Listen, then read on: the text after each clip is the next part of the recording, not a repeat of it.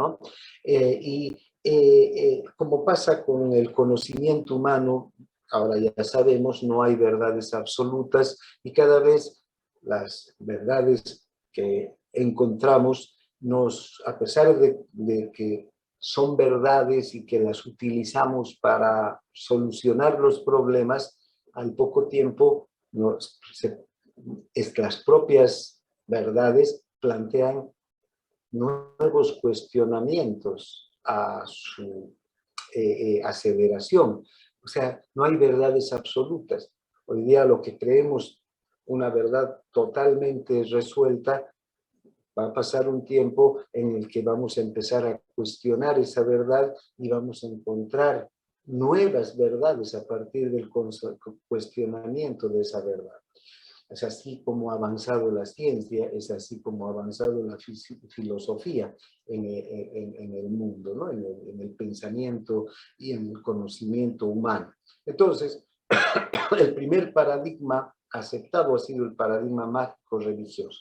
Luego el paradigma naturalista, el paradigma biomédico y el paradigma sociomédico, el que estamos actualmente y que probablemente ya está también siendo cuestionado y con el tiempo vaya a ser sustituido por otro paradigma, por otra forma de pensar, por otra forma de intervenir sobre la realidad. Bien, veamos el primer paradigma, el paradigma mágico-religioso. Este fue la primera forma de pensar que tuvo el ser humano y de entender la realidad que tuvo el ser humano y de actuar sobre la realidad que tuvo el ser humano. Nuestros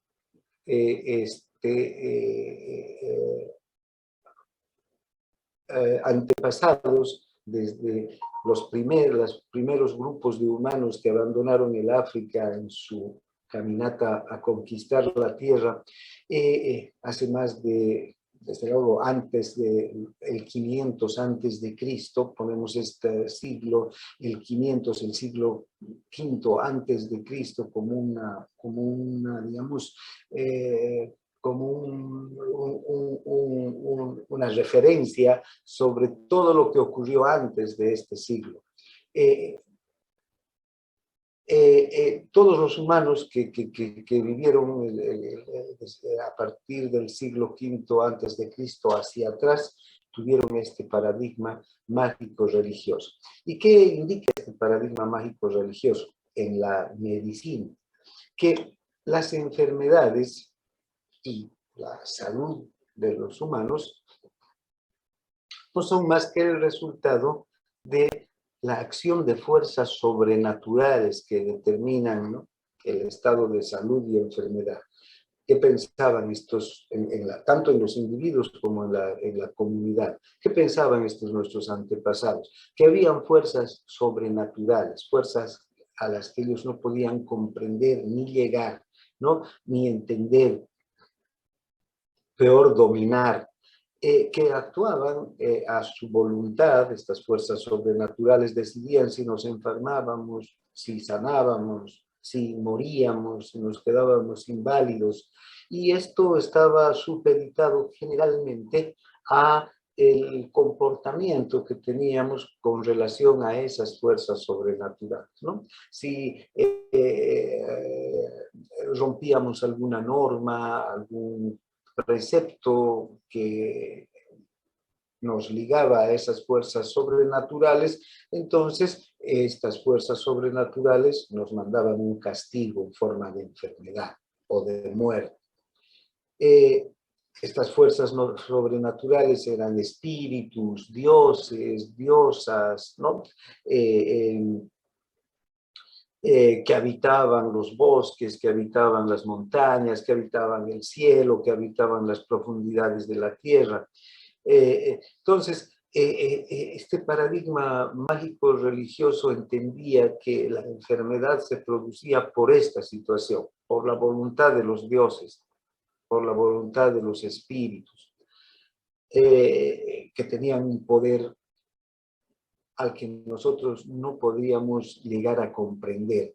Y desde luego, los medios de diagnóstico y de tratamiento para curar esas enfermedades también estaban determinadas por estas fuerzas desconocidas, ¿no? Entonces, ¿qué teníamos que hacer?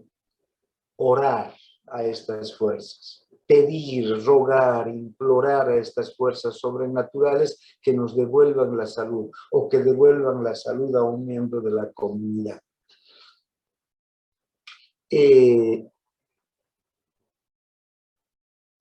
Es así que los humanos más antiguos, nuestros antepasados más lejanos, ¿no? Lo que hacían eran hacer ofrendas, hacer ritos, para satisfacer a estas fuerzas sobrenaturales que nos producían, que nos causaban algún tipo de enfermedad o de dolor. Se hacían conjuros, estos seres humanos empezaron a usar amuletos para protegerse como un medio preventivo, ¿no? Un amuleto que hacía que los dioses que producían la enfermedad no nos afecten, no nos causen daño. Entonces, todo ese tipo de instrumentos de tipo mágico eran usados por nuestros antepasados. La magia dominaba aquí y los primeros médicos, las primeras personas de las tribus, de las comunidades, en dedicarse a cuidar por la salud del resto de la comunidad, fueron los chamanes. Es un término general que se da a los sacerdotes, a los druidas, a los brujos, a los hechiceros, a los curanderos. El hecho es de que estos individuos, preocupados por la salud de su comunidad, trataban de encontrar un canal de comunicación con las fuerzas sobrenaturales, ¿no? Entonces, ellos se llamaban a sí mismos los intermediarios entre los humanos y los dioses, los intermediarios y los espíritus que nos producían las enfermedades. Estos primeros médicos, entonces, curaban a través de la magia.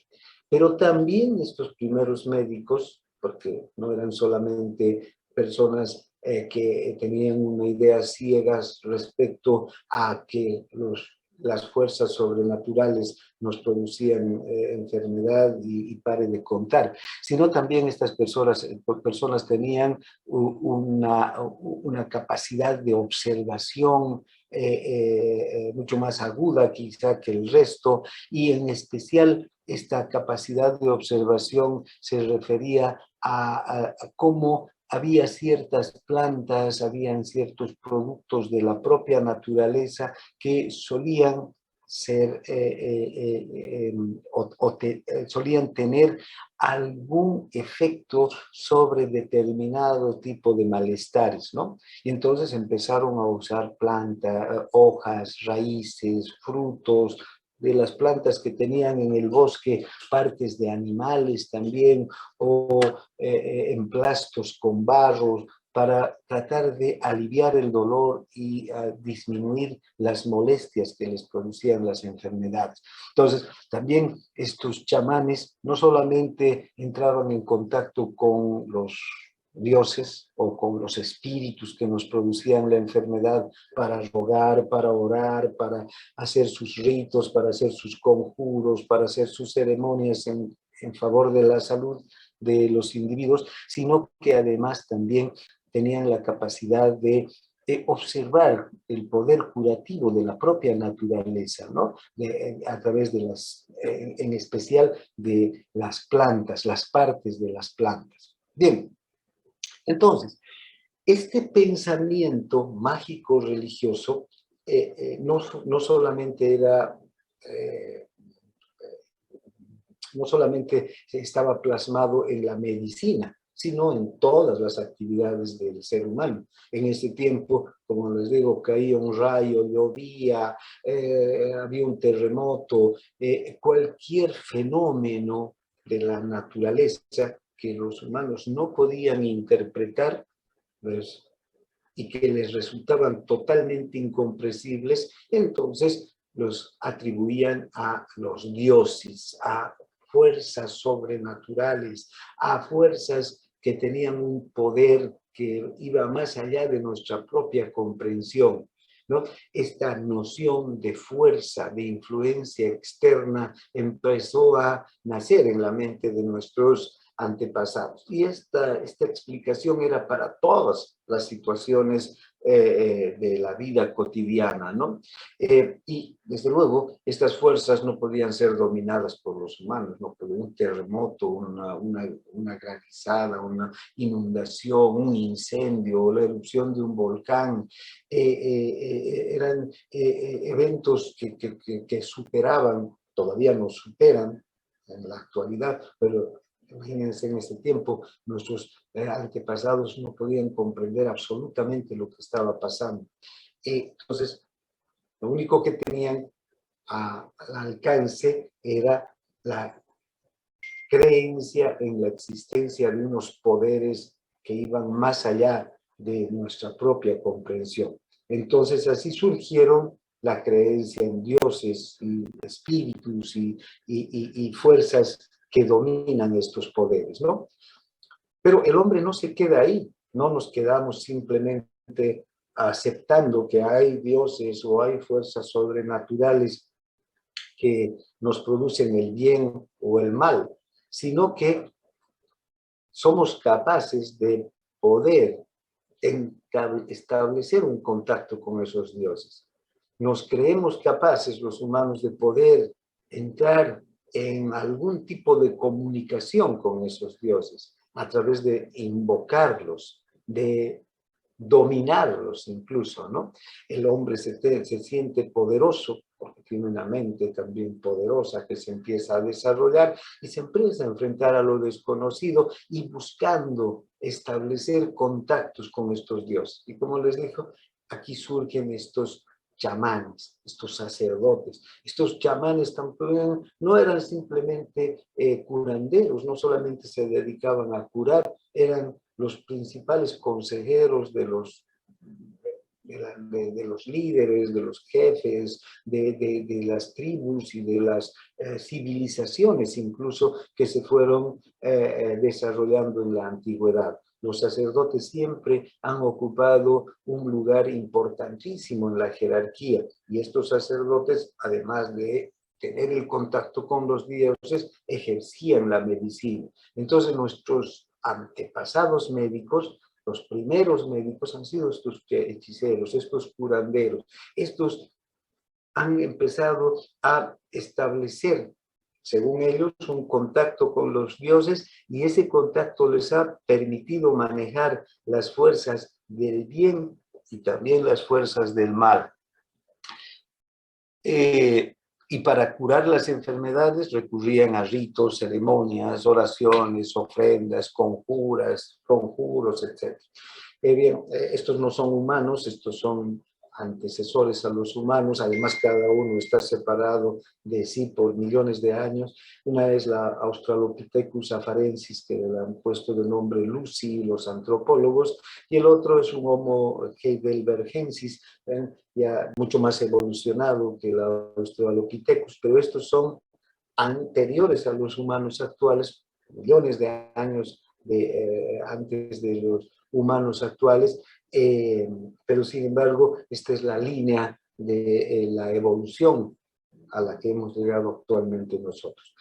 Una cosa que hay que tener en cuenta que nosotros los humanos no descendemos del mono, como algunas corrientes quieren desprestigiar el pensamiento evolutivo, diciendo que descendemos del mono y a ver que un mono tenga un hijo. No ha sido así, ¿no?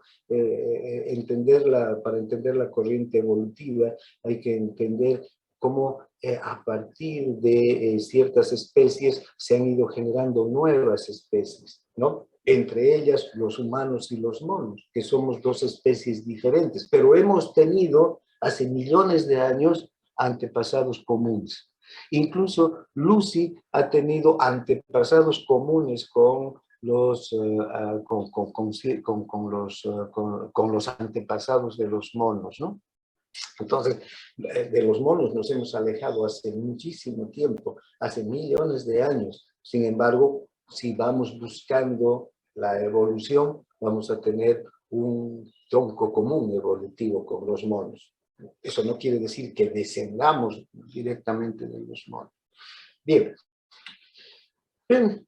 estos nuestros antepasados que han evolucionado hasta el humano actual que se ha originado en África, entonces tenían estas ideas, ¿no? El concepto mágico religioso de la medicina era que si se violaba un tabú, una norma de la comunidad ya establecida por el grupo, había un castigo de los dioses. Ese castigo se podía traducir en una enfermedad, podía ser una infección, un trauma, un accidente, heridas de guerra, mordeduras de animales o picaduras de serpientes o cualquier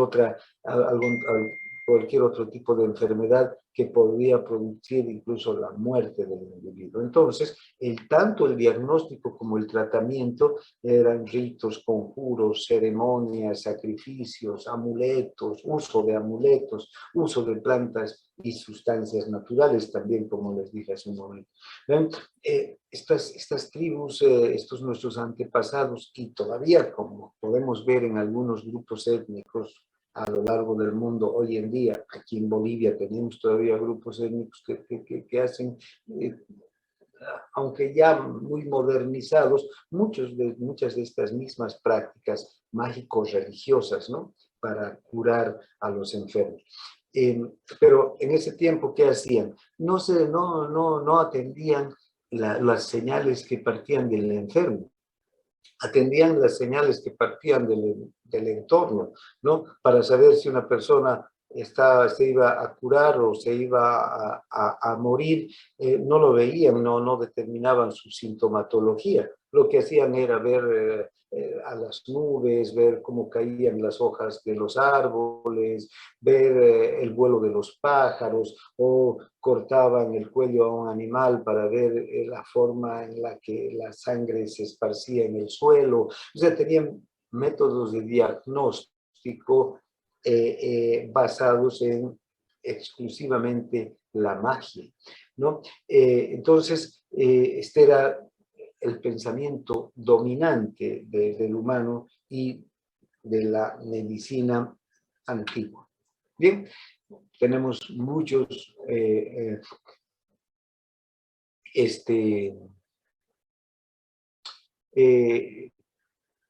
ejemplos de chamanes, de sacerdotes, ipayes, cayaguayas, brujos, hechiceros. El nombre varía según el lugar, según la cultura. ¿Cuántos nombres? Miles de nombres habrán habido en las diferentes tribus y en los diferentes grupos humanos, miles de grupos humanos que se han desarrollado en el mundo, pero estos son ejemplos solamente de diferentes denominaciones que se han dado y se dan todavía a estos médicos que practican la magia, ¿no? Como la base de su práctica. Bien, ¿cómo sabemos lo que hacían y cómo se desarrollaron estas personas y estos grupos y estos conocimientos médicos y estas ideas médicas a lo largo de la humanidad, de la historia de la humanidad? Sí, muchos de estos han vivido en años, hace 10.000 años, hace 20.000 años, hace 5.000 años, ¿no? En lugares remotos incluso. Esto lo tenemos registrado los humanos, aunque no están en computadoras o en libros, pero tenemos otras páginas, otras pantallas, si ustedes quieren, a disposición, que el humano ha ido dejando a lo largo de su recorrido por el mundo. Los primeros documentos históricos que narran la historia de estos pueblos primitivos y que narran sus vidas cotidianas y entre ellas las prácticas de curación, las prácticas de medicina, están en las pinturas rupestres, estos dibujos que están diferentes cuevas a lo largo del mundo. Aquí podemos observar cómo han habido ya humanos que se han inquietado por plasmar, ¿no?, su visión de la realidad en dibujos en las paredes de las cuevas. Así como ahora hay humanos que escriben libros, que desarrollan tecnología, también esos humanos trataban de transmitir su visión de la realidad a través de dibujos, que era lo que podían hacer. ¿Ven? Tenemos muchas cuevas en el mundo en el que se observa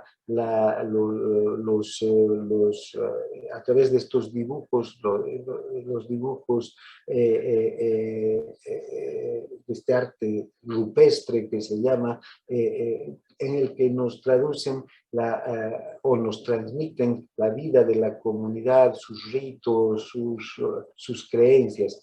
Este dibujo de aquí es uno de los chamanes más famosos, está en una cueva de Francia y representa a un chamán disfrazado de animal. Pero no solamente están los dibujos en las cuevas, sino muchos instrumentos que los humanos han ido desarrollando a lo largo de la historia, ¿no? Este es un equipo de un chamán que tenía para recolectar plantas, para moler sus instrumentos de curación, mezclar sus pócimas para curar enfermedades. También en los tejidos, los antropólogos han descifrado imágenes, o sea, en los tejidos se han plasmado imágenes de curanderos, de reyes, de jefes, de guerreros, etc. Y entonces también estos son documentos, no son revistas, no son libros, no son videos, son tejidos donde se plasma la visión que tenían estos habitantes de su propia existencia. También en las cerámicas tienen dibujos, tienen simbología que nos muestra la vida de estas comunidades, y la práctica de la medicina está incluida en esta información que se refleja en estos dibujos.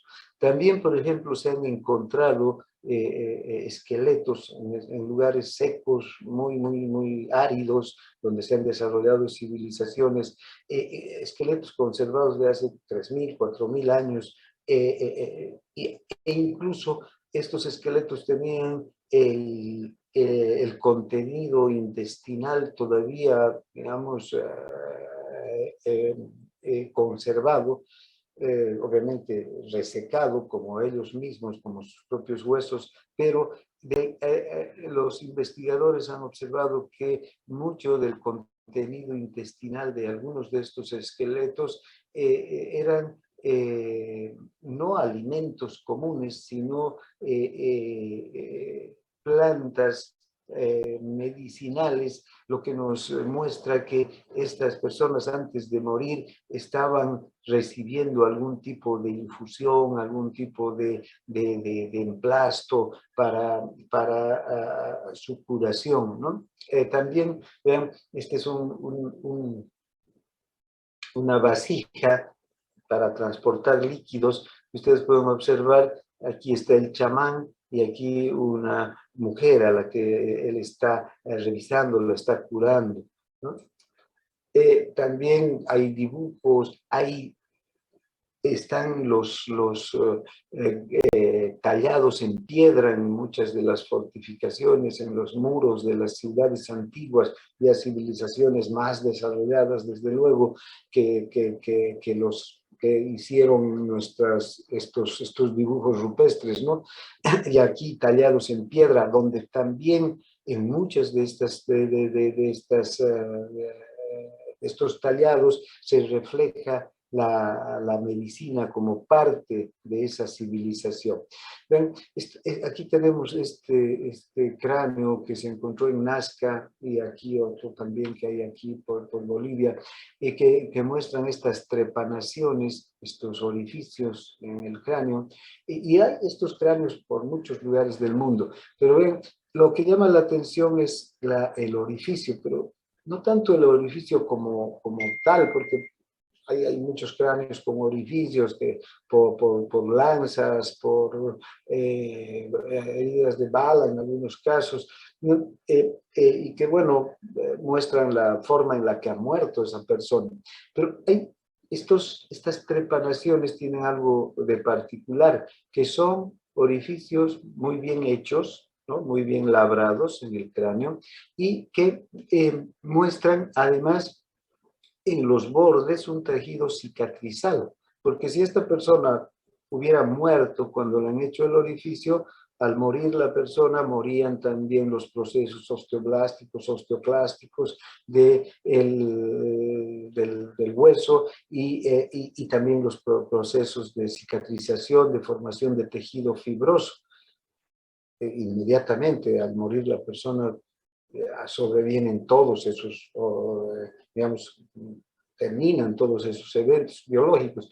En cambio, estas trepanaciones muestran aquí un tejido cicatrizal, lo que indica que esta persona ha sobrevivido mucho tiempo después de esta intervención. No se sabe bien para qué hacían estas trepanaciones. Lo que sí se sabe es que los hacían a las personas estando vivas y que las personas sobrevivían durante mucho tiempo, porque eso muestra el tejido cicatrizal del borde del orificio.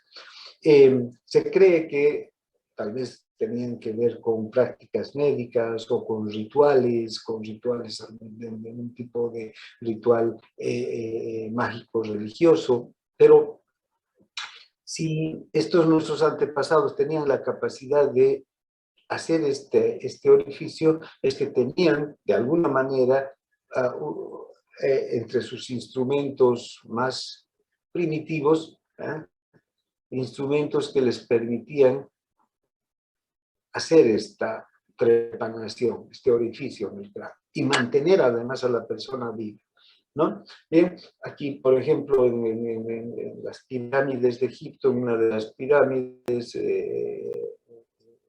cerca de las pirámides, donde hay un panteón de notables en Egipto, hay muchas tumbas como esta dedicadas a médicos que trabajaron durante esa época y a las cuales aquí en estos jeroglíficos cuentan la historia del médico y su aporte a esa sociedad, ¿no? Entonces, la medicina está plasmada también en muchas de estos documentos que tenemos y que quien sabe buscar, quien sabe interpretar, lee las historias y las transmite. Por eso es que tenemos este conocimiento sobre la medicina antigua, y no solamente la medicina, sino todo el desarrollo de la de la vida cotidiana de la humanidad en aquellos tiempos en los que no había escritura, en los que no había forma de transmitir los conocimientos que no sea a través de dibujos, de cerámica, de tejidos, de tallados, ¿no? que se hacían. Bien, o de instrumentos también que empezaron a elaborar. Bien, este señor es Panoramix, es un druida, no es un druida real, este es el fruto de una imaginación, pero representa muy bien a estos sacerdotes, a estos chamanes del mundo primitivo. Este sacerdote Panoramix es un personaje de una revista, esta revista es una tira cómica, se llama Asterix. Un trabajo que les voy a dar hoy día para la próxima clase es que busquen un número de esta revista, Asterix, se llama la revista, y lean ese número y después comenten el papel que tiene Panoramix en su aldea. ¿Cuál es el papel que tiene este druida en su aldea? La guía para el trabajo ya está en el aula virtual, es el trabajo 3, la tarea 3, es entonces leer un número de la revista Asterix. Esta revista la pueden comprar en cualquier kiosco, aunque es cara, creo que en algunas partes cuesta entre 70, 80 bolivianos. No compren entonces de estos kioscos o de librerías. Bájense una revista del internet, ahí están dispuestas todas las revistas, todos los números de Asterix, además de ser una lectura muy entretenida. Van a acercarse un poquito a este druida, a nuestro antepasado. Bien, luego viene el paradigma racionalista. Este paradigma ya supera al anterior, ¿no? Y este paradigma racionalista empieza a partir del siglo V antes de Cristo, 500 años antes de Cristo en la Grecia clásica. Si ustedes han leído historia, filosofía, la historia de Grecia, recordarán que Pericles fue un rey griego que desarrolló mucho el arte, las ciencias, el conocimiento, quiso que Grecia, digamos, despegara como el país con mayores conocimientos, con mayor cultura, con mayor poder también, con mayor riqueza. Y tuvo éxito Pericles en esto. Por eso es que a ese siglo, al siglo V en el que vivió Pericles, se lo llamó el siglo de oro. Y esto no fue casual, no fue porque simplemente estuvo Pericles en el trono de los griegos, sino que ya desde hacía mucho tiempo atrás, muchos siglos atrás, los griegos venían desarrollando una forma de pensamiento, digamos, muy profundo. Los filósofos griegos empezaron a reflexionar sobre la realidad, sobre el mundo que nos rodea. Y las explicaciones que buscaban y que encontraban los filósofos griegos iban más allá ya de la simple explicación de que si cayó un trueno era porque un dios se enojó, ¿no? Ellos buscaban entender más estos fenómenos de la realidad. Entonces, la medicina se benefició también de esta profundización, digamos, del estudio de la realidad, ¿no? Entonces también los sacerdotes griegos, ¿no? Los que practicaban la medicina en Grecia, que en Grecia, si ustedes revisan en la historia de la medicina, se creía en un dios, en el dios Asclepiades, que era el dios de la medicina. Entonces, como en Grecia tenían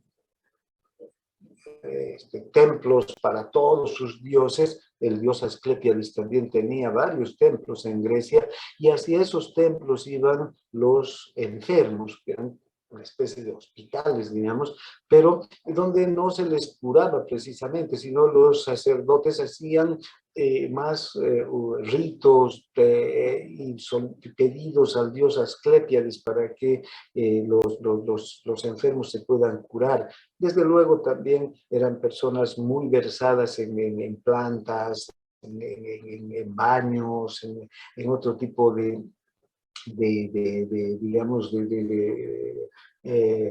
terapias con el fin de aliviar un poco las molestias de los enfermos que llegaban hasta los templos. Pero la principal forma de curar que tenían estos sacerdotes eran el culto, las ceremonias al dios Asclepiones. Pero entre estos sacerdotes también empezó digamos, a desarrollarse la inquietud por conocer más de cerca los fenómenos de la naturaleza y explicar por qué se presentan las enfermedades más allá del simple hecho de creer que un dios u otro han actuado a favor o en contra de una persona. No sé si ustedes han leído la Ilíada o han leído la Odisea o han leído la Eneida o muchas tragedias griegas, pero aquí ustedes pueden ver en todas estas obras que los dioses en Grecia jugaban un papel pero fundamental. Ellos eran los que decidían las guerras, decidían los odios, decidían los amores, decidían todo sobre los humanos. Entonces, estas obras literarias nos muestran esta idea que tenía el pueblo griego con relación a los dioses. Pero los filósofos griegos empezaron a cambiar esta idea. Empezaron a reflexionar más en los fenómenos de la realidad, ¿sí? Y a entender más los fenómenos de la realidad. Ellos dijeron, bueno, está bien, nuestros dioses están en el Olimpo, los dejaremos tranquilos, los adoraremos, les haremos sus ceremonias, todo lo que necesitan los dioses. Pero no les culparemos de todo, encontraremos respuestas a nuestros problemas en los fenómenos de la naturaleza, analizaremos la naturaleza. Y aquí nació un nuevo tipo de pensamiento en la humanidad, un pensamiento que se ha irradiado hacia todo el mundo y que nos llega todavía hasta ahora. Vean la importancia que tiene la filosofía griega hasta hoy día en los humanos. Bien, entonces, esta influencia de los filósofos griegos en la medicina y en los sacerdotes del culto a Asclepíades se vio reflejado en un nuevo paradigma, este paradigma racionalista. Vean ya este paradigma, como su nombre dice, basa la razón, ¿no? O sea, se basa en la razón para las conclusiones que puede tener sobre un problema, ¿no? Primero observa el fenómeno y luego saca conclusiones de la observación del fenómeno. Y entonces, este paradigma racionalista indica que la salud y la enfermedad están determinadas por la influencia de los elementos de la naturaleza, como el agua, el aire, la geografía, la alimentación, las costumbres de las personas, y no por la influencia de los dioses. ¿Qué como? ¿Qué hago? ¿Dónde vivo? ¿Cómo es el clima? ¿A qué situaciones me he visto expuesto? Entonces se va a dar la explicación de por qué estoy enfermo. Es la primera explicación racional del proceso de enfermedad. Y entonces, estos primeros médicos, en realidad, ya como podríamos decirlos, que ya estos dejan la magia y se ocupan de la observación del enfermo, basan esta observación como el principal elemento para el diagnóstico y el tratamiento. Ellos dicen hay que dejar de dar explicaciones mágicas al problema del paciente, del enfermo. Hay que buscar en el enfermo. Si le duele el estómago, hay que observar el estómago, hay que tocar el estómago, hay que ver dónde le duele, qué ha comido, porque vean, ya tenían una idea de relacionar que una comida u otra, o qué ha tomado, o cuáles son sus hábitos, para poder tener una idea de qué es lo que le está pasando a este enfermo. Es la primera explicación racionalista. basada en la razón que se da de las enfermedades. Esto ya ocurrió hace 2500 años y empezó en la isla de Kos. ¿Quién fue el primer médico racionalista? Fue Hipócrates. Hipócrates basó su interpretación del fenómeno salud y enfermedad en el naturalismo, una corriente filosófica que fue iniciada por estos filósofos griegos que decían que la naturaleza es el principio o el primer principio de la realidad. O sea, cuando queremos explicar los fenómenos de la naturaleza, entonces tenemos que observar a la naturaleza, ¿no? Y ver cómo se comporta la naturaleza y buscar ahí la explicación al fenómeno. No en que un Dios que está en la profundidad de la tierra o está encima de las nubes o está en el fondo del mar o en un lugar imaginario que es el que está definiendo que haya un terremoto o hay que llueva o que una persona se enferme.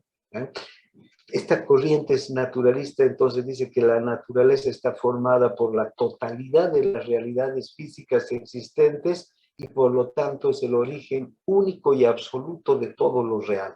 Y si yo quiero explicar lo que existe, tengo que observar a la naturaleza y cómo se comporta. Y en la naturaleza encontrar las respuestas a mis inquietudes o a mis preguntas. Bien, ¿cuáles fueron estos primeros filósofos que partieron con esta corriente? Tales de Mileto, que creía que la sustancia fundamental es el agua. Ellos decían, el origen de Tales y su escuela decía que el origen de todo es el agua, porque ellos observaban la naturaleza y decían que allá donde hay agua, hay vegetales, hay animales, hay humanos. Donde hay los grandes ríos que traen mucha agua, ahí están asentadas las civilizaciones. Observaban el desierto y decían, bueno, en el desierto no hay agua y ahí nadie vive, ni plantas ni animales.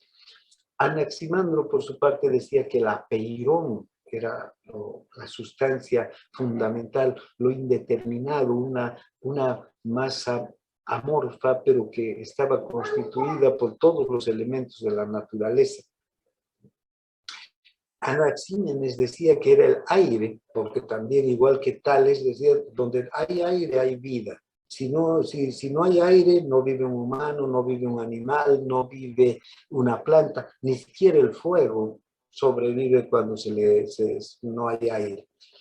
Parménides, en cambio, decía que lo estable, lo inmutable, lo quieto era el principio de todo. Heráclito, que el devenir, al contrario de Parménides, decía que los cambios que se van dando en la naturaleza, él veía que en realidad la naturaleza estaba determinada por ciclos, el día y la noche, la primavera, el verano, el invierno, el otoño, ¿no? El movimiento de los astros, que se los veía que se iban moviendo a lo largo del año de un punto a otro y concluían con al terminar un ciclo como de un año, ¿no? Al mismo punto donde él observaba, o el curso de las aguas, o la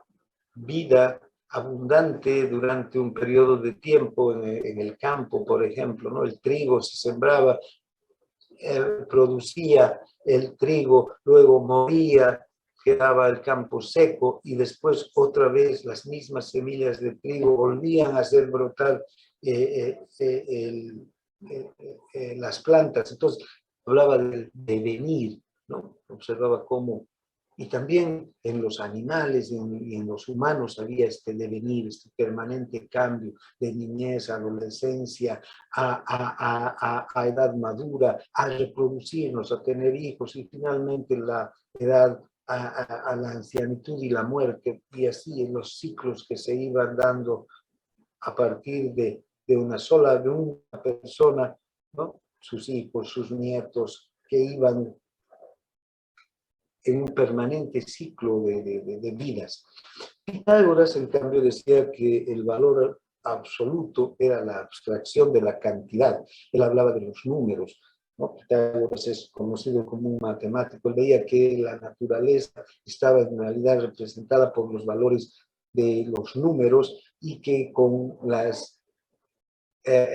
el cálculo y la matemática se podía dar explicación a todos los fenómenos de la naturaleza. Y no estaba tan lejos, porque vean, en la actualidad, ¿qué decimos? Que la estadística es la ciencia que valida el conocimiento científico. O sea, a través de las estadísticas podemos explicar la realidad también, ¿no? Entonces, Pitágoras no solamente decía que la matemática, sino también la geometría era, podía explicar las formas y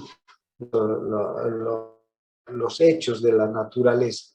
Como pueden ver, estos filósofos, con sus posturas, en aquel entonces, hace 2500 años, revolucionaron totalmente el pensamiento mágico religioso. Ese que atribuía todo a los dioses y diosas, ¿no? Estos ya intentaban ir un paso más allá, explicar de una manera más racional los fenómenos de la realidad. A partir de aquí es que la ciencia empieza a tomar un ritmo más importante. Por eso es que el siglo de Pericles se lo conoce como el siglo de oro, porque los conocimientos también empiezan a florecer, a desarrollarse con mayor intensidad en la Grecia.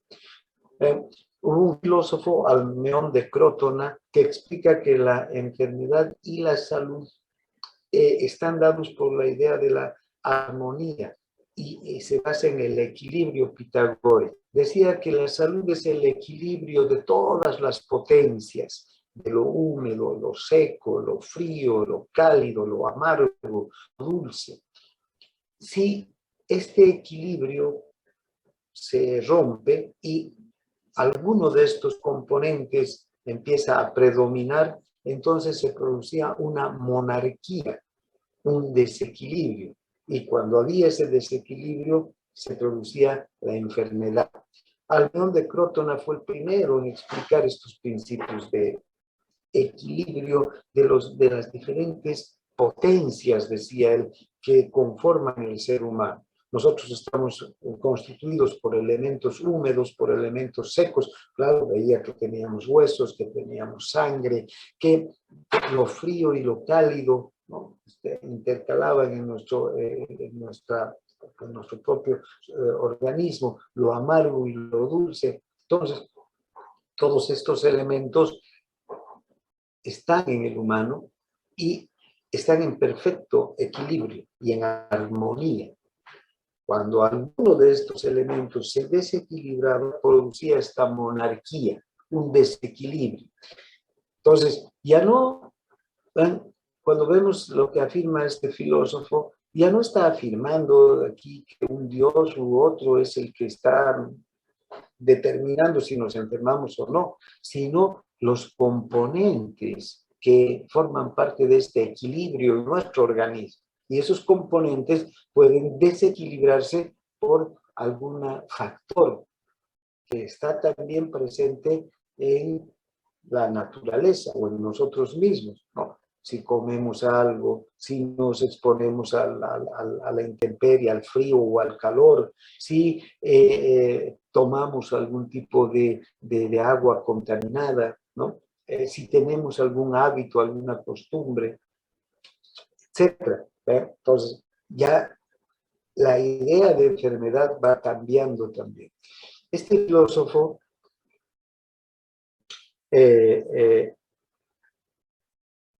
fue capaz de decir que todos los elementos, todas las sustancias, la materia que hay en el mundo es diferente una de otra. ¿no? Y él decía, el oro es diferente del plomo o diferente de la cal, porque cada uno de estos, de estas materias, de estos materiales, tiene una, un elemento propio que lo caracteriza, ¿no? Y que es diferente de la otra materia. Ese elemento se llama átomo. Este filósofo le puso el nombre de átomo a los átomos que conocemos hoy sin observar nunca un átomo. Recién en el año 1950 se han observado con los microscopios ya electrónicos cómo es un átomo y que el átomo tiene electrones, neutrones, protones, etc.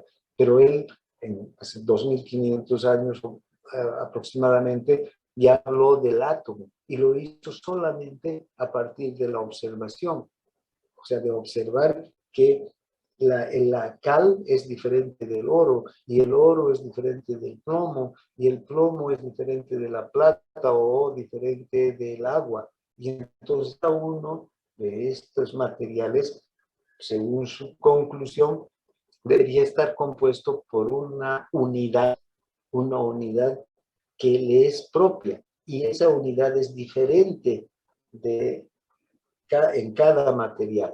Entonces, ahora esa unidad le dio el nombre de átomo. Vean que estos filósofos se esforzaron en buscar explicaciones racionales a la realidad. Bien, ¿cuál fue nuestro primer médico entonces que arrancó con estos conocimientos nuevos y que los incorporó a la medicina? Que fue casi como un discípulo de Alcmeón de Crótona, porque Alcmeón de Crótona no era médico, era filósofo. Este personaje que estamos viendo acá, sí, aunque no era el médico que conocemos ahora, era un sacerdote del culto Asclepiades, un antepasado de la medicina, ¿no? Un sacerdote, un chamán, si ustedes quieran, en Grecia. Él cambió la visión mágico-religiosa a esta visión racionalista de la medicina. Y lo que hizo fue desarrollar una nueva teoría en cuanto a la salud y la enfermedad. Él desarrolló la teoría humoral. Esta teoría humoral tuvo una vigencia de 2500 años prácticamente, no tanto 2500, pero unos 2000 años de vigencia en el mundo. Pero todavía hasta fines del siglo XIX, principios del siglo XX, algunos médicos seguían manejando los principios de la teoría humoral. Todavía yo he sido objeto de los principios de la teoría moral en cuanto a una idea que tenían la teoría moral de que había que producir la limpieza del organismo mediante la aplicación de laxantes, ¿no? Que eran laxantes purgantes para producir una diarrea y limpiar el intestino. La teoría moral decía que cada año, por lo menos una vez al año, las personas deberían hacer esta práctica. Bien, Hipócrates, entonces, basado en las nuevas corrientes filosóficas, empezó una nueva teoría respecto al proceso salud-enfermedad, ¿no? Y esta teoría es la teoría humoral. Y vean, la teoría humoral dice que nuestro cuerpo, y esto era lo que proponía Hipócrates, y esto es lo que tuvo una vigencia de 2000 años, que nuestro cuerpo estaba compuesto por 4 sustancias principales: la bilis negra, la flema y la sangre. Cuando estas 4 sustancias estaban en equilibrio, había salud. Y cuando estas se desequilibraban, venía la enfermedad. Recuerda lo que decía Agmeón de Crotona con la monarquía, el desequilibrio de la armonía que debería haber entre las potencias, que él lo llamó. Hipócrates ya le puso un nombre más, digamos, técnico, y ya no lo llamó potencia, sino estos fueron los humores. Entonces tenemos 4 humores: la bilis negra, la flema y la sangre. De ahí es que se conoce como la teoría humoral. Bien, ahora, ¿qué tipo? Ya Hipócrates hizo una primera clasificación, o primero una explicación, ¿verdad?, más racional de lo que es la salud y lo que es la enfermedad. Aquí no hay el dios, ni la diosa, ni el espíritu, ni nada. Solamente aquí es el organismo que tiene equilibrio o se desequilibra. Y él dice, entonces, cuando hay desequilibrios, se producen diferentes tipos de enfermedades. Cuando predominan o alguno de estos elementos, se producen las enfermedades. Pueden ser enfermedades secas, ¿no? Por ejemplo, deshidratación. Cuando la bilis, por ejemplo, él veía que cuando había muchos vómitos, por ejemplo, las personas se deshidrataban y se producían enfermedades secas. Enfermedades húmedas, cuando era la bilis negra la que predominaba. Enfermedades frías, cuando era la flema. Y enfermedades calientes, cuando era la sangre la que predominaba. Además, podían haber enfermedades que tenían características de enfermedades secas y frías, y de húmedas y calientes, por ejemplo, ¿no?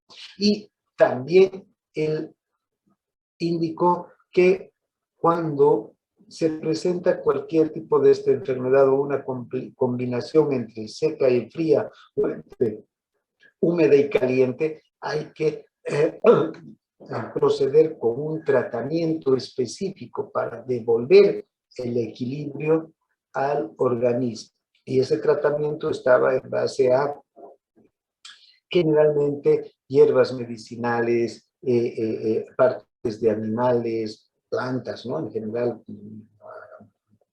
no solo hierbas, sino raíces, frutos, flores, etcétera, pero también partes de animales, también baños termales, baños fríos, baños de vapor, emplastos de barro, diferentes tipos de barro. Entonces, tenía una gran cantidad de recursos terapéuticos para atacar estas enfermedades. Entonces, aquí lo que tenemos desde el punto de vista histórico de la medicina, es la primera explicación racional del proceso salud-enfermedad, la primera clasificación de las enfermedades y además el criterio de que cualquier diagnóstico se debe hacer a partir de la observación del paciente. No de mirar las nubes o de echar hojas de coca o mirar el fondo de la taza de té que ha tomado el paciente, o de hacia dónde va la sangre de la gallina negra, o hacia dónde vuelan los pájaros, ¿no? Sino observando directamente al paciente y los síntomas que tiene el paciente. Fue tan importante esta teoría, la teoría humoral, que incluso se clasificaron las personalidades. Más allá, cuando hablamos de la personalidad, vamos a ver, más que personalidades, los temperamentos. Hay una clasificación antigua, también los tiempos de Galeno, perdón, sobre la clasificación de los temperamentos, ¿no? El temperamento melancólico es aquel individuo en el que predomina la flema, ¿no? El pensamiento sanguíneo es en el que predomina la sangre. El flemático, perdón, el melancólico es el que predomina la bilis negra, el sanguíneo la sangre, el flemático la flema y el colérico la bilis. Cada uno de estos temperamentos son diferentes. El melancólico es triste, es una persona que suele ser más callado, más apagado, le gusta la soledad. El sanguíneo es una persona apasionada, una persona que le gustan mucho de actividades, reuniones, liderar. El flemático, en cambio, es más también un individuo más romántico, menos violento, menos activo, y el colérico es una persona que reacciona, digamos, con rabia, con ira, con violencia a cualquier situación. Entonces, esa es la primera clasificación de personalidad. Gracias a todo esto y a los numerosos libros que escribió para el diagnóstico, el tratamiento, el pronóstico de las enfermedades, Hipócrates se considera como el padre de la medicina. A partir de Hipócrates, la medicina cambia totalmente. De hecho, Hipócrates, cuando habla de tratamiento, ya no habla de ceremonia, ya no habla de rito, habla de terapéutica. Y el término terapéutica se impone desde los tiempos de Hipócrates. Tiene una raíz griega, terapéutica, que quiere decir la técnica de curar, ¿no? Bien, entonces, vean, Hipócrates entonces es el padre de la medicina porque a través de sus libros que se conocen como el Corpus Hippocraticum, todos los libros que ha escrito Hipócrates se conocen como el Corpus Hippocraticum. Ahí él habla sobre el método hipocrático, que es la observación como base de la práctica clínica, la medicina racional basada en la razón y no en otras consideraciones. Este es el Corpus Hippocraticum, que más de 1000 hojas escritas por Hipócrates, Yo me tomé el refresco. Chao.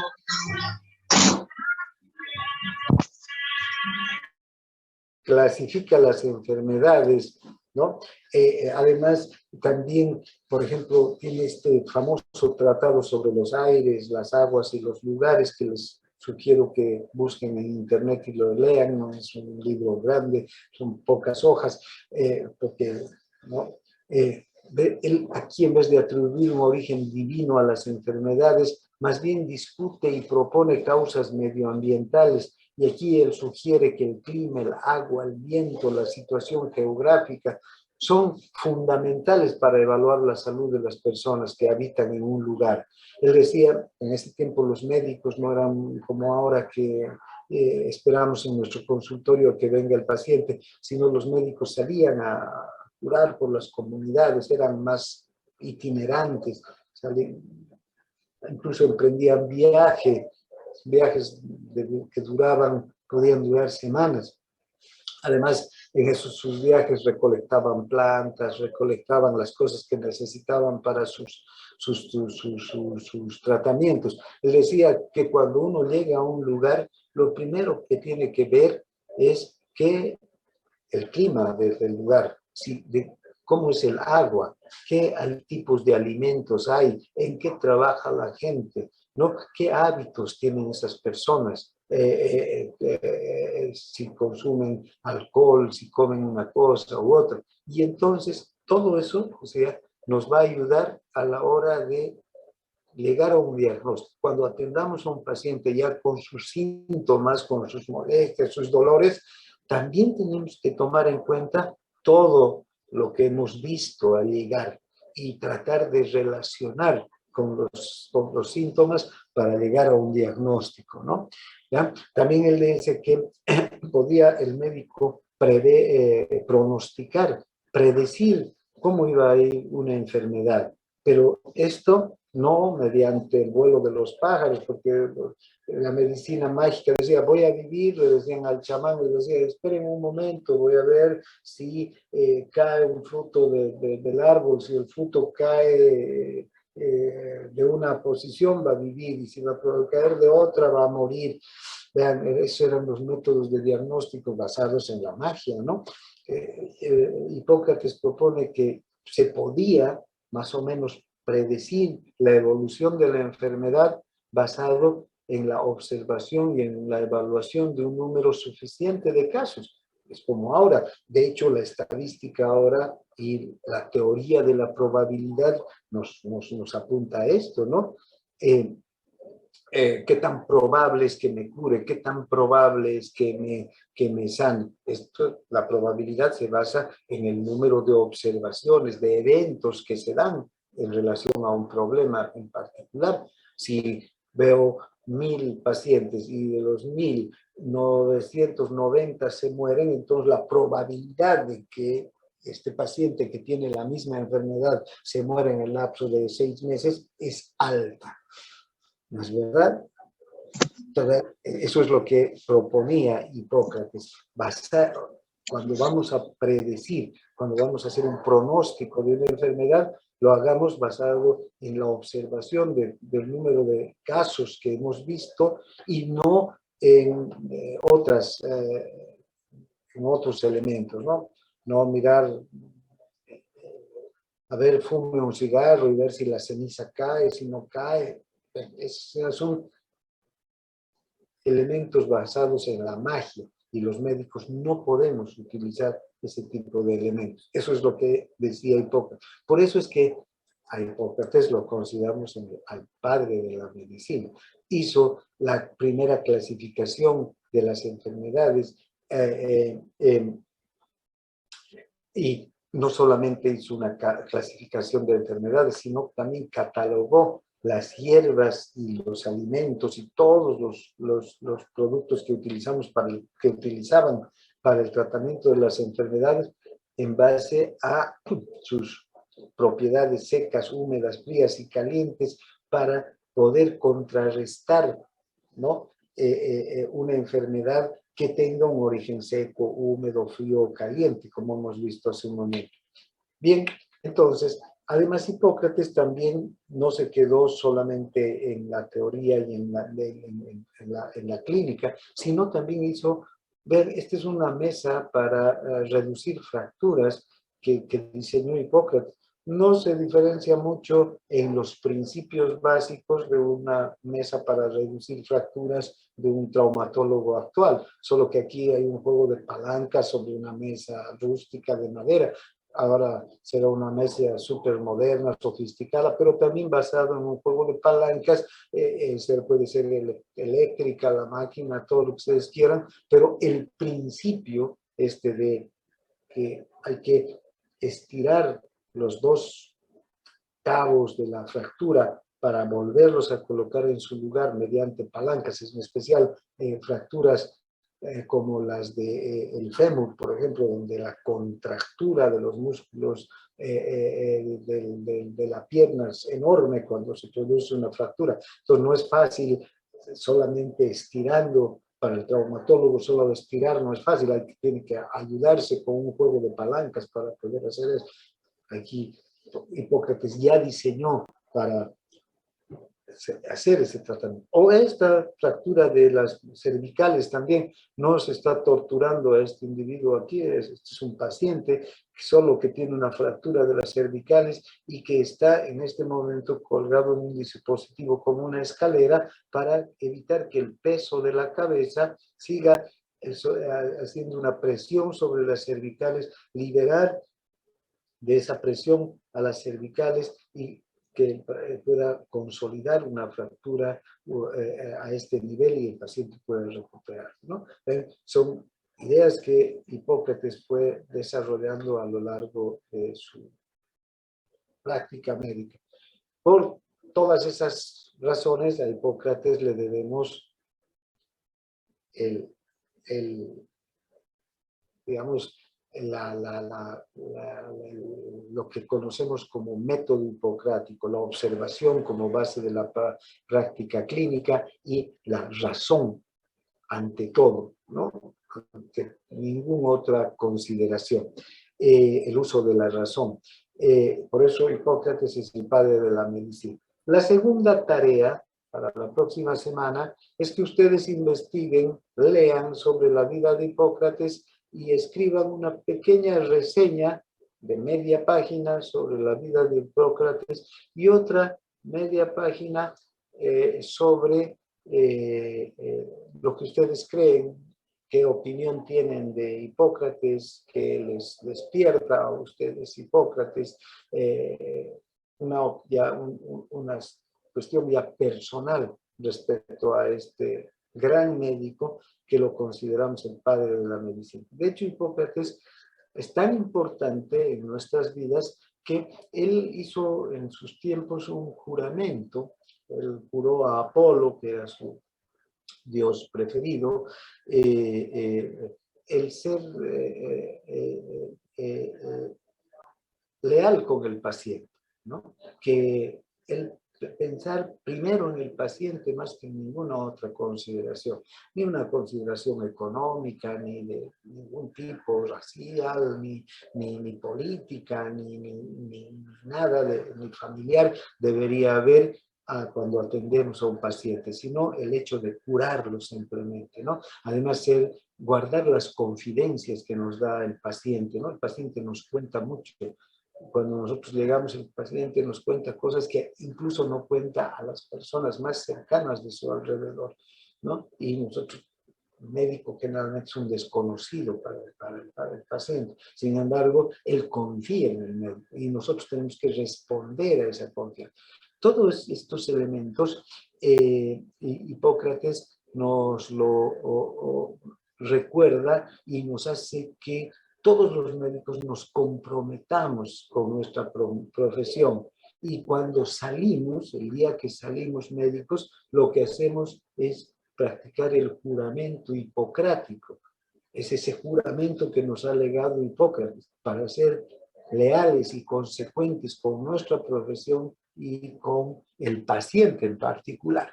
Entonces, vean, le debemos muchas cosas a Hipócrates, por eso es que Hipócrates es el padre de la medicina.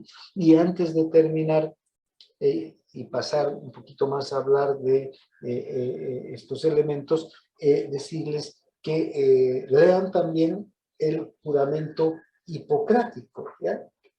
Encuentren el juramento, no es largo, es una media página, lean el juramento hipocrático y vean a qué es lo que se tienen que comprometer ustedes cuando salgan médicos. Bien, entonces, por otro lado, esta teoría humoral, como les digo, ya a partir de Hipócrates, que vivió el siglo V, pero dejó un legado y una corriente tan importante que se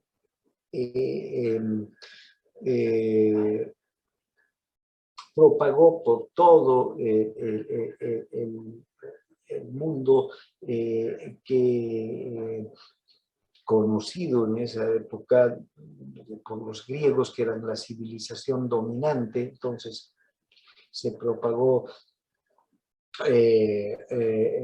por toda la civilización griega y los territorios que conquistó Grecia. Hacia el siglo II, III después de Cristo, Grecia ya había perdido su poder sobre los territorios que conquistaba. Surgió un nuevo imperio, el imperio romano. Los romanos empezaron a conquistar todo el mundo y los romanos lo que hicieron fue adoptar casi todo lo de los griegos, ¿no? Todos los avances de los griegos, incluso todas las creencias que tenían los griegos, los romanos los fueron adoptando como suyas.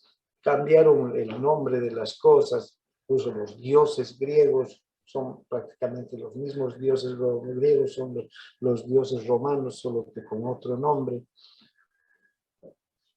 Incluso el dios de la medicina, Asclepíades, los romanos lo convirtieron a Esculapio, ¿no? Que es el romano de la medicina.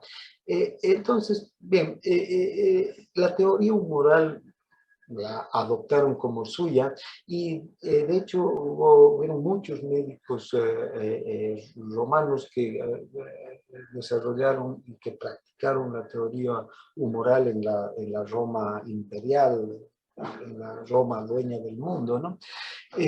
Y hubo un médico que tenía origen griego, pero que porque ya Roma conquistó los territorios griegos, a él se lo considera como romano, eh, eh, y fue Galeno, ¿no? Galeno fue un médico que profundizó sus estudios en la teoría humoral y realmente es un médico famoso, escribió mucho y de hecho, vean, tan importante es este médico, él se llamaba, apellidaba Galeno, que en la actualidad a los médicos también nos dicen galenos. Cuando se refieren a un médico dicen el galeno, ¿no es verdad? Este término galeno viene del nombre de este médico romano, de origen griego, pero nacido en la civilización ya romana y digamos, tenido como tal, ¿no? Él fue el que continuó los estudios sobre la teoría humoral, avanzó, escribió más, escribió muchos libros sobre medicina. A él se debe casi más que a nada esta clasificación de los temperamentos en melancólico, sanguíneo, flemático y colérico. Cuando hablemos del temperamento, de la personalidad, vamos a ver la importancia que tiene en la medicina el conocer el temperamento de un paciente. Y este temperamento no necesitamos ser psicólogos para conocer. Con una anamnesis bien hecha, hablando con el paciente, podemos hacer una idea muy cercana del temperamento de un paciente, ¿no? Bien, luego la teoría humoral tuvo algunos altibajos, en especial cuando llegó el cristianismo.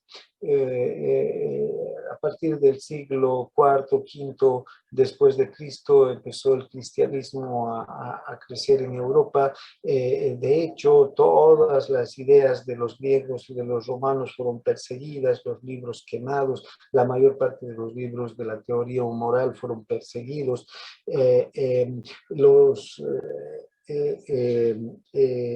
monjes cristianos empezaron a refutar las ideas de Hipócrates y se volvió una práctica ya no mágica, pero sí religiosa de la medicina, ¿no?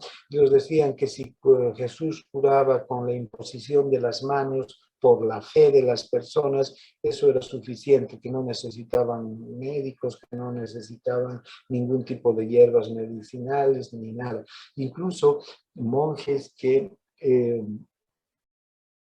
en sus monasterios curaban personas en base a la medicina, a la teoría humoral, que tenían libros de la teoría humoral, fueron perseguidos e incluso en algunos casos hasta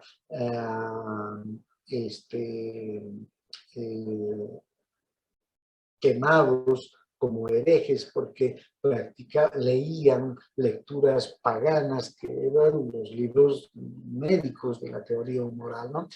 Y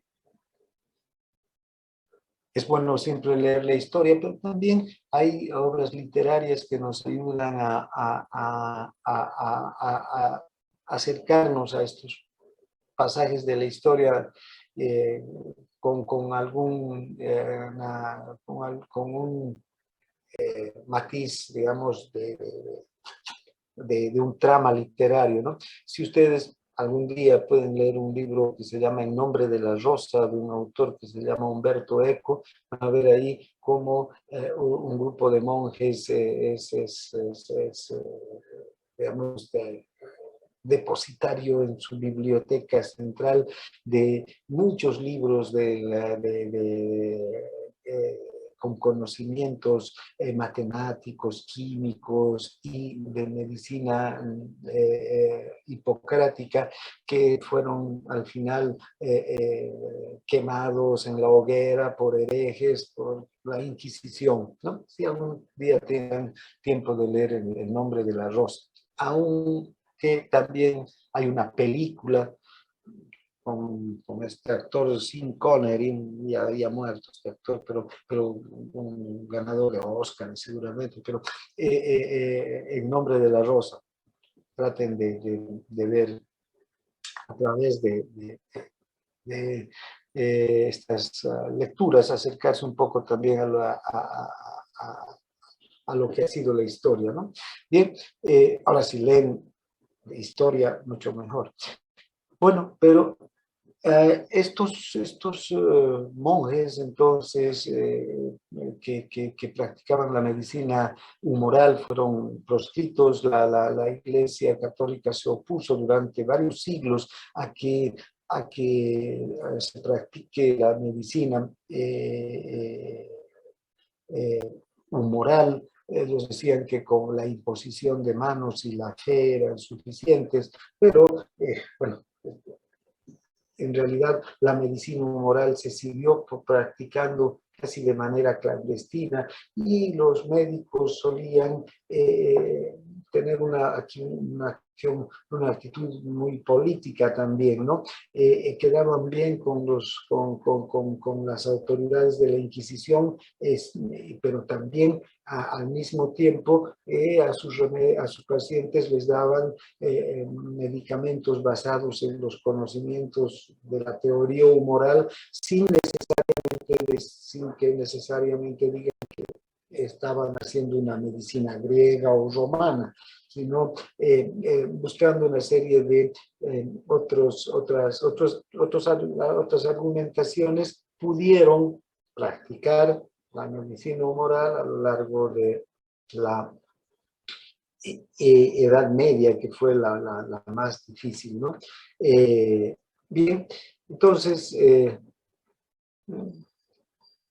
durante la Edad Media, eran los monjes los que curaban. Aquí este grupo de monjes con viruela, y el cardenal o una autoridad curando. También aparecieron otras, aunque ya esto casi al terminar la Edad Media, aparecieron otros tipos de grupos religiosos, calvinistas, etcétera,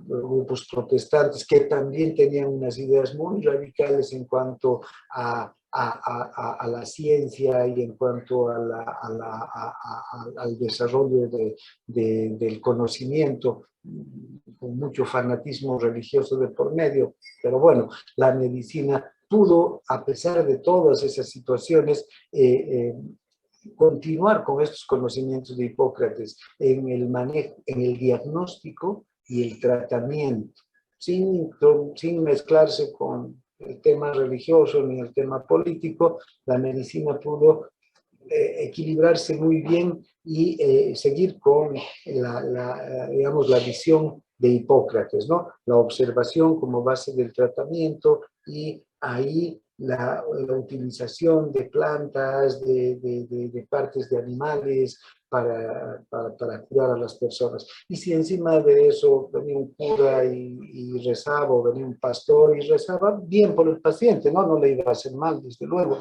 pero la base de la curación tenía que ser la observación del paciente y el uso de las sustancias adecuadas para corregir digamos, el desequilibrio en el organismo. Bien, durante la Edad Media incluso se fundó en un puerto italiano, en Salerno, una escuela de medicina que duró casi 800 años. Napoleón recién, cuando conquistó Italia, la clausuró a la escuela de Salerno. Cuenta casi esta escuela ha nacido en medio de la leyenda, porque también tenía muchas restricciones por esto de la Inquisición y del fanatismo religioso de ese tiempo. La escuela de Salerno ha nacido, según dicen, como resultado de la asociación de tres médicos, ¿no? Un judío que traía consigo la visión de la medicina judía, un griego y un latino, ¿no? Que combinaron los conocimientos de estas tres civilizaciones, y ahí enseñaban. Incluso tenía un libro, el Sanitatis Salernitarum, que era el libro que se utilizaba en la escuela de Salerno. También durante la Edad Media, estos médicos, Averroes y Avicena, los árabes, lograron rescatar muchísimos libros de estos que perseguía la Inquisición, entre ellos los libros de la teoría moral, y se los llevaron a Arabia, donde, bueno, ahí no había Inquisición, ¿no? Y estos desarrollaron la teoría moral y aportaron también a la teoría moral. Son famosos Averroes y Avicena, dos médicos árabes, digamos, ilustres en la historia de la medicina a nivel mundial. Finalmente, decirles que estas prácticas de la teoría moral, aunque en esencia era perseguida durante la Edad Media, en general el conocimiento griego, el conocimiento latino, las creencias en especial greco-latinas eran perseguidas durante la Edad Media. Los médicos practicaban sin mayor problema muchas de las terapias de la teoría moral. Una de ellas era, por ejemplo, la sangría. Para las enfermedades calientes, se sacaba un poco de sangre, hipertensión, por ejemplo, ¿no? Que lo calificaban como enfermedad caliente. También para las enfermedades secas, como por ejemplo cólicos biliares, diarreas, etc., practicaban la purga, también los vómitos, ¿no? Aquí varias formas de sangría, era muy de moda la sangría, o los vómitos, se administraban eméticos quiere decir sustancias que producen el vómito a los pacientes, o las purgas, y finalmente el uso de plantas medicinales, que cada médico tenía su propia mezcla de plantas medicinales que se llamaban teriacas, tetriacas, triacas, y que era la mezcla de plantas en base a la propia experiencia del médico para administrar. Allá al filo de la Edad Media, al terminar la Edad Media, este médico, Paracelsus Philippus Aureolus Theophrastus Bombastus von Hanenheim, que era el nombre de Paracelso, este médico se dedicó mucho a la investigación de metales, de sustancias químicas, y realizó experimentos y consiguió desarrollar fórmulas químicas para medicamentos. De hecho, fue el primero en incursionar en esta área, en tener medicamentos con sustancias químicas, con mezclas de sustancias químicas. Por eso que a Paracelso se lo considera hoy como el padre de la farmacia, ¿no? También a Paracelso se lo culpó, o se lo tildó de alquimista, ¿no? Que mezclaba la química con la magia. Se escapó de la Inquisición, porque ya finalmente, vean, ya vivió casi los últimos años de la Edad Media, donde ya, digamos, no tenían tanto poder la iglesia y los grupos inquisidores. Bien, hasta aquí vamos a ver hoy día. Vamos a hablar la próxima clase del paradigma biomédico y del paradigma sociomédico. No se olviden, para la próxima clase tienen dos tareas. Uno es leer una historieta de Asterix. ¿Dónde está? ¿Dónde vamos a...?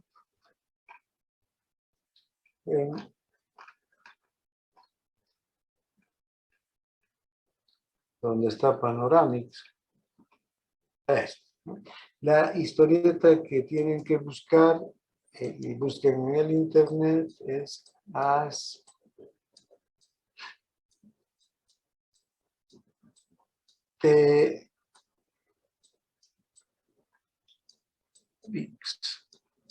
¿Ya? Este es el nombre de la historieta y este es el héroe galo. Y este druida se llama Panoramix. Quiero que me cuenten sobre Panoramix, lo que hayan leído. Ustedes busquen la historieta que quieran. Hay muchísimos números de la historieta. Luego, la otra es investigar ya sobre Hipócrates, ¿no? Sobre el padre de la medicina. Y también aquí, en los dos casos, cuentan, hagan un resumen de lo que han leído, muy corto el resumen, lo principal, y luego su opinión personal respecto, en un caso, al personaje de la historieta y en otro caso, respecto a Hipócrates. No sé si hay alguna consulta.